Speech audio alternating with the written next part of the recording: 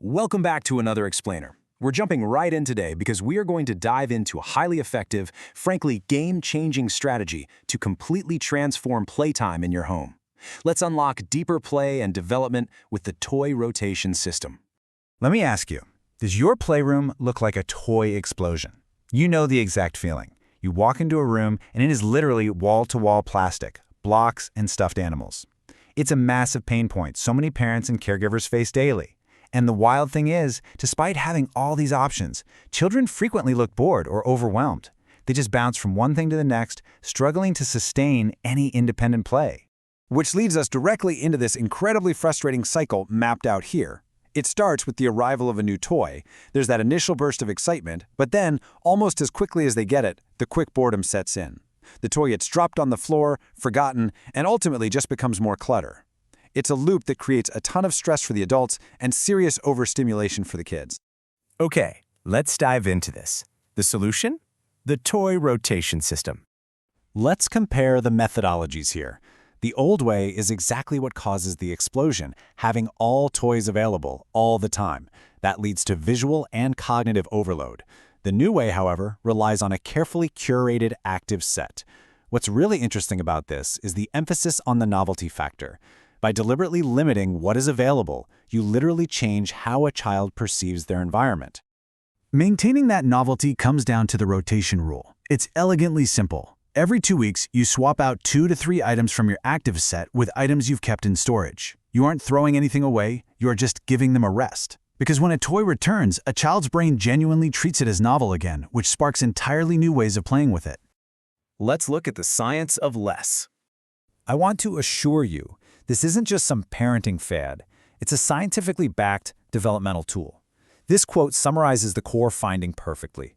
Fewer toys equals higher quality play.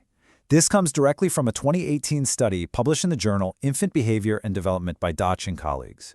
The researchers found that when toddlers are provided with fewer toys in their environment, they actually engage in longer periods of play with a single toy. This restriction literally allows for better focus and much more creative exploration. And the observable outcomes are just staggering. According to Siva Gorobets, parents implementing this exact system reported a 3 times increase in the length of play sessions. 3 times! We're talking about extending independent, adult-free play from a mere 15 minutes to over 45 minutes. Just imagine getting that time back while your child is deeply engaged in healthy development. But you know, it's not just about the time, it's about the quality of thought. Children in these curated, toy-rotated environments actually generated 3.7 times more ideas. Because they aren't relying on the sheer volume of toys to entertain them, they have to stretch their own imaginations. It results in a massive boost to their inherent creativity. And this brilliantly illustrates the widespread validity of the system. This isn't an isolated phenomenon. The sources note that this specific system has seen over 600 successful replications across centers in Germany, Austria, and Switzerland. It consistently delivers these incredible developmental metrics across totally different cultures and environments. Let's move to and see how this builds as we cover how to implement it. I absolutely love a good step-by-step process, and this one is just 4 easy micro-steps you can do at home.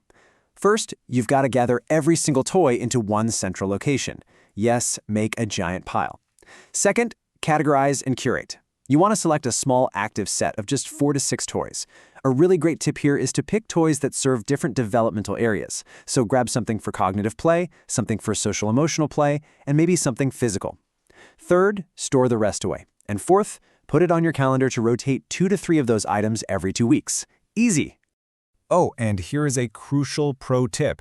When you hit step 3 and store the excess toys, use opaque bins. Clear plastic bins totally ruin the magic because the child can still see the toys, keeping the brain familiar with them.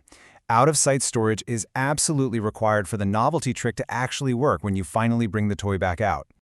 Ultimately, this is all about reclaiming playtime.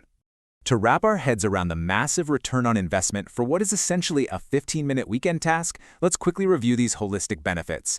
This system drastically boosts focus. It immediately reduces the physical clutter in your home. It actively enhances cognitive and creative development based on actual scientific studies. It builds your child's independence by teaching them to entertain themselves, and it significantly reduces the daily overstimulation that leads to meltdowns. Honestly, it's a win-win on every single front. So I leave you with this final provocative thought. When will you start your first toy rotation? The data is in, the steps are laid out, and the benefits for both you and your child are totally undeniable. I challenge you to take action on this today and see the transformation for yourself. Thank you so much for joining me for this explainer. Be sure to follow us so you never miss out on more structured insights and deep dives. Keep learning, keep curating, and I'll catch you in the next one.